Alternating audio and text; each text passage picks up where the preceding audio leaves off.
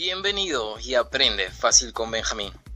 En esta oportunidad voy a explicar el circuito de un motor DC en derivación. ¿Y qué viene a ser un motor DC en derivación? Es aquel cuyo circuito de campo obtiene su potencia directamente de los terminales del inducido del motor. ¿Cómo así? Pues aquí lo tenemos. Este viene a ser el circuito que representa al motor. En esta parte tenemos la representación del inducido del motor, es decir, del rotor.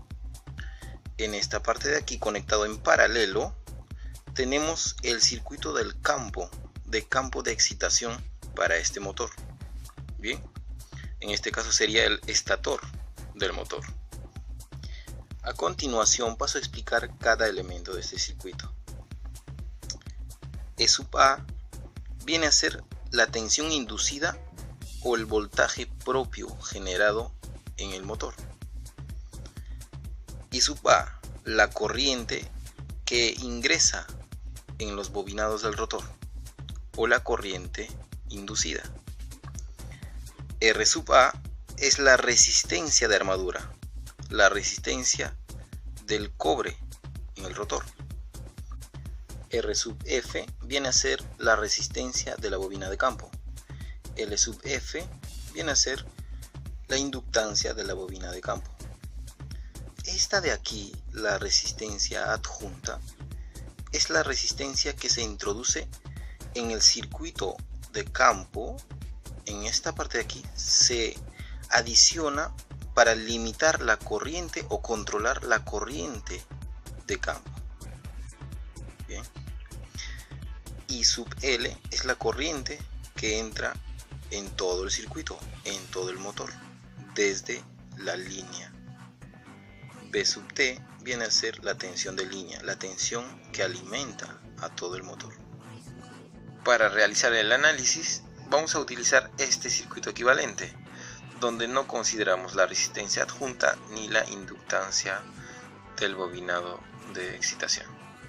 Bien.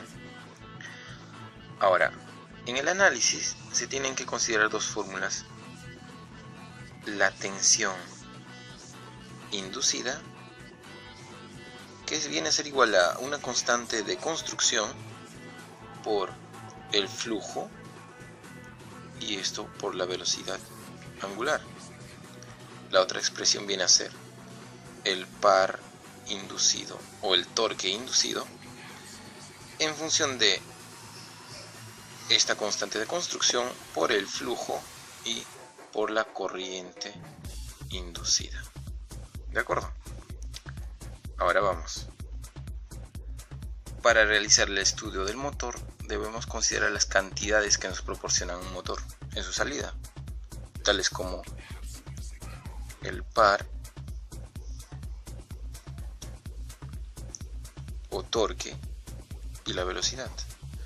Es así que el análisis se resume en una gráfica donde participa el par o torque contra la velocidad. Para continuar, nos hacemos la siguiente pregunta: ¿cómo responde un motor de corriente continua en derivación frente a la carga? ¿Cómo se comporta frente a la carga? Supongamos que se aumenta la carga en el eje de este motor. Entonces, el par de la carga va a ser mayor que el par inducido en el motor. Ahora, ¿qué sucede? El motor empieza a frenarse. Cuando el motor se frena, su voltaje interno disminuye. Este voltaje interno, que está en función de la constante de construcción por el flujo y velocidad, disminuye. ¿Por qué? Porque empieza a frenarse, la velocidad disminuye, entonces la tensión inducida disminuye y la corriente del inducido del motor empieza a aumentar. ¿Cómo así? Conocemos de la ley de Kirchhoff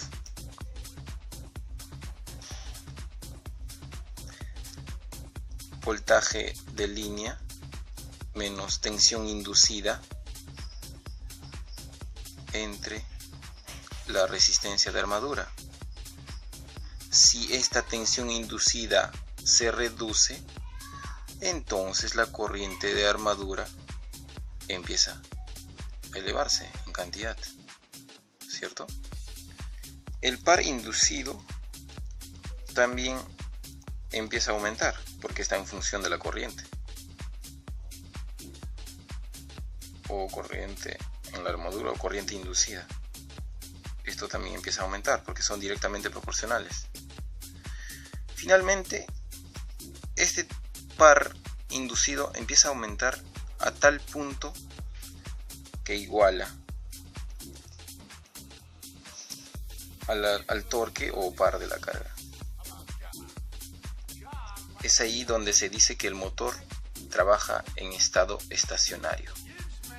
Cuando sucede esta igualdad, el motor trabaja en estado estacionario y con una nueva velocidad, velocidad 2, que es menor que la velocidad inicial. ¿De acuerdo? Las características de salida de un motor DC en derivación se puede deducir a partir de las leyes de Kirchhoff, leyes de voltaje de Kirchhoff. Entonces planteo voltaje de línea es igual a tensión inducida más corriente inducida o corriente en la armadura por la resistencia de armadura.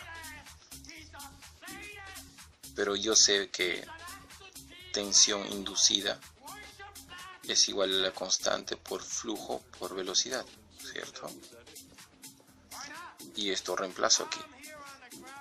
Tendría voltaje de línea es igual a constante por flujo por velocidad más corriente y resistencia de armadura. Puesto que el torque inducido es igual a la constante por flujo por corriente, reemplazo este valor, despejo corriente y lo reemplazo aquí. Y digo, voltaje de línea va a ser igual a por velocidad más torque inducido K por flujo por resistencia de armadura. Finalmente, de esta ecuación despejo la velocidad y será igual a tensión de línea entre K por el flujo menos resistencia de armadura K por flujo, todo esto al cuadrado, y por el par inducido. De aquí me doy cuenta que la gráfica de la velocidad versus el par inducido es una recta con pendiente negativa, y a partir de esta gráfica podemos determinar el comportamiento. ¿Qué pasa cuando la velocidad cambia y qué pasa cuando el torque inducido varía? Y esta vendría a ser la gráfica aproximadamente del torque versus velocidad angular o velocidad mecánica del motor.